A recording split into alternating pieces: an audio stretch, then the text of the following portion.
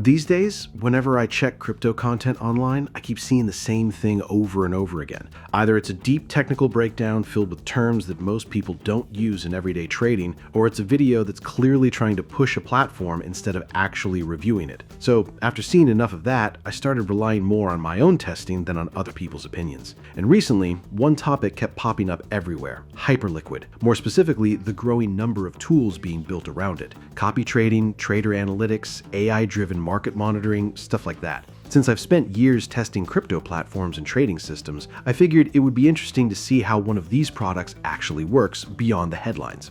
Alright, so this is the platform's main page. Before getting into how the technology works, I'm going to show the entire process from start to finish. I always prefer looking at the product itself first, because a good platform usually explains itself through the way it works. So first thing, I need to sign in. Here I click Start. A few connection options appear, and I'll use the method that's already linked to my wallet.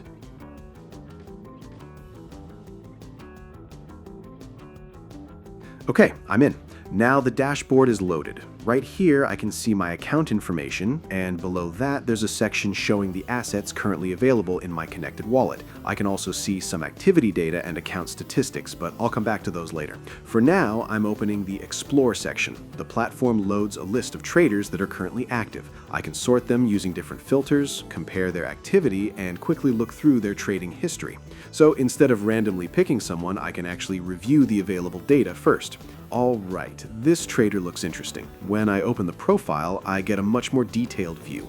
Recent positions, trading frequency, market activity, and a timeline of previous actions are all visible here. And after looking through the information, I'm going to click Copy. Now, Setup window appears. This is where I choose how the copied activity should be applied.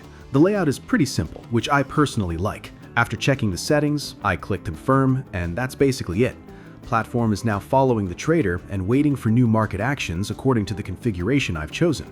So after some time passes, I can head over to the Positions tab. This section shows everything that's currently active. Open positions appear at the top, and underneath there's a complete history of actions that were replicated by the system. Every step is recorded, which makes it easy to see exactly what happened and when. So now let's say I want to stop here. In that case, I simply close the copied positions. Once the platform processes those actions, I click Withdraw, request gets sent through the protocol, then it's just a matter of waiting for the transaction to be finalized on-chain. A few moments later, the wallet balance updates automatically. And while that's happening, here's the basic idea behind the technology. This app watches publicly available trader activity on Hyperliquid and uses that information to automate execution. But it isn't just blindly repeating every action. The system takes the chosen settings into account before applying anything. That's what allows the process to stay structured rather than simply mirroring every move without control. Another thing I like is the transparency. Lots of crypto products talk about performance, but don't really show where the data comes from. Here, most of the information is connected to actual trading records and visible activity. So when I'm looking at a trader, I'm reviewing real history rather than just numbers on a landing page. And honestly, after spending a good amount of time testing this one, that's probably the biggest reason it caught my attention. The workflow is easy to understand, interface doesn't feel overloaded, and it's possible to follow what's happening without digging through endless menus. For me, that's usually a sign that the product was built with practical use in mind.